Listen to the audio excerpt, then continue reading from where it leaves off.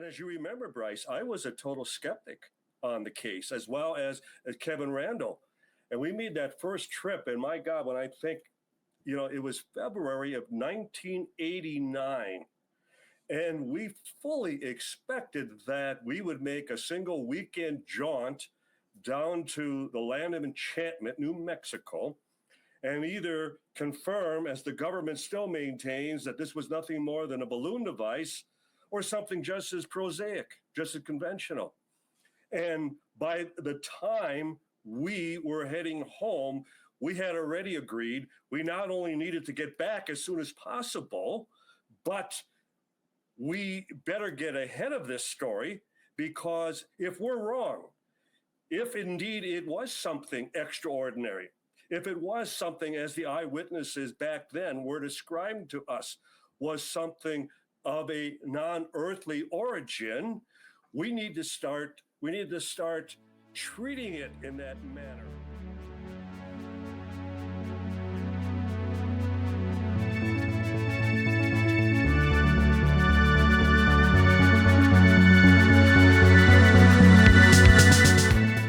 Bruce Zabel, Need to Know Extra. He's got his pal Don Schmitt, the leading worldwide investigator of Roswell. Don Schmitt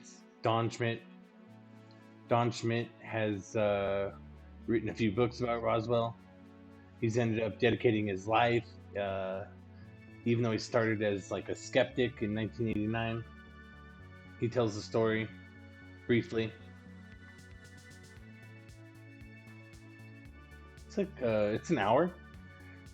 In the past I always kind of like stay away from Roswell because it was kind of like Bruce says at the very, very beginning, in the culture it had been made into a funny thing. And so even though, every so many years you'd get a Roswell special on 2020 and everywhere else. And it turns out probably Bruce Zabel was working on all that stuff. And then the TV show Roswell that Bruce Zabel mentions also. So it's got stigma on it to the max.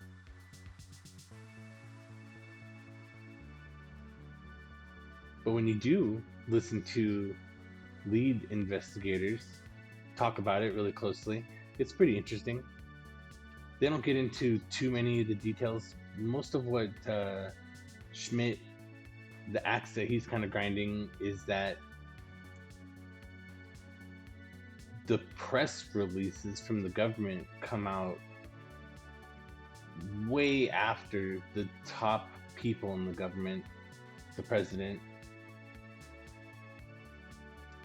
had a chance to review the evidence.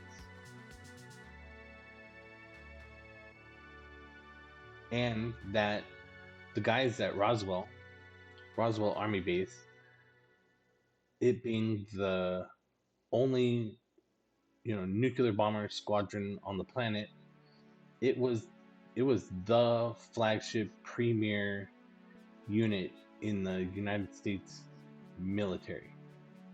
So it had pick of the litter of everything, all the officers, all the people, all the equipment, but also all of the supports and logistics.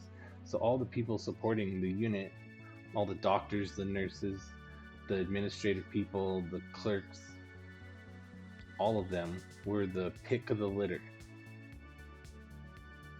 in all ways.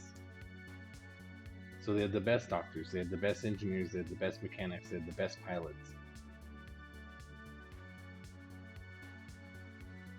And so he says all that because when Roswell happens, the cream of the crop, the story that we're supposed to believe from the government, is that the cream of the crop mistook some weather balloons as flying saucers that had crashed.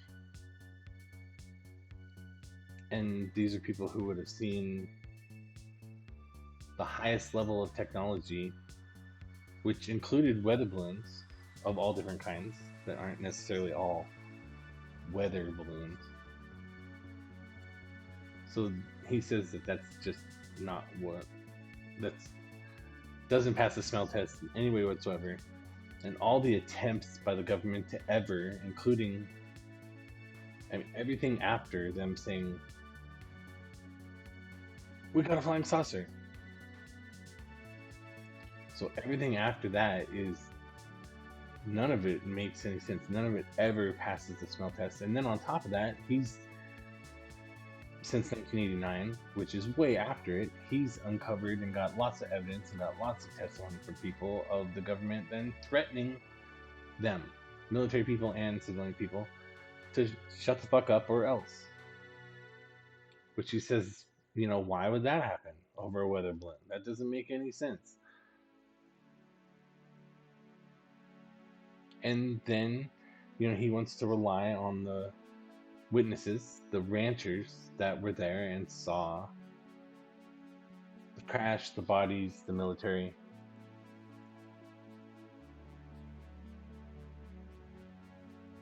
So it's fun. There's a little section in there where they talk about Stanton Friedman, who was kind of like Don Schmitt's main competitor 50 years ago, 40 years ago. And that they were actually, they became best buddies. That they traveled together, they did all their investigating together, they shared notes, even though they didn't necessarily agree with a lot, and they had people in their groups that didn't like each other and didn't agree with each other. But they would go places, they would split up the work, they would share their notes on interviews, they wouldn't try and duplicate the work, so they wouldn't both go and interview the same person if they didn't have to. So it was like an interesting, you know, part of it. They have nothing but good things to say about Friedman. And Friedman's really important ufology guy because of Roswell, but also because of Majestic 12, etc.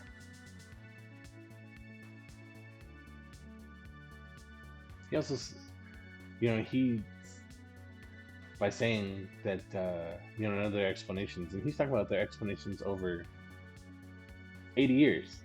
So we've got, Bruce Zabel kind of lists them off at some point. We've got like 4 kind of renditions or explanations from the government on what happened at Roswell. And I also thought it was really cool, a way to describe it as the granddaddy, but also that it could solve everything still. That the Roswell case could still be the solution for ufology and disclosure. That if the government just came out and told us what happened at Roswell, things crashed, the government and private companies went and picked them up, it got shipped around to places, bodies here, little pieces of this here, there, and the other. Some of it went to the White House, and so on. They could just come out and tell us that the rest, that would be the start of all of it, and the rest would just follow after. So, you know, no Coulthard, no fuckums, just Bruce Zabel and his buddy Don Schmitt doing Roswell. Ufology gold.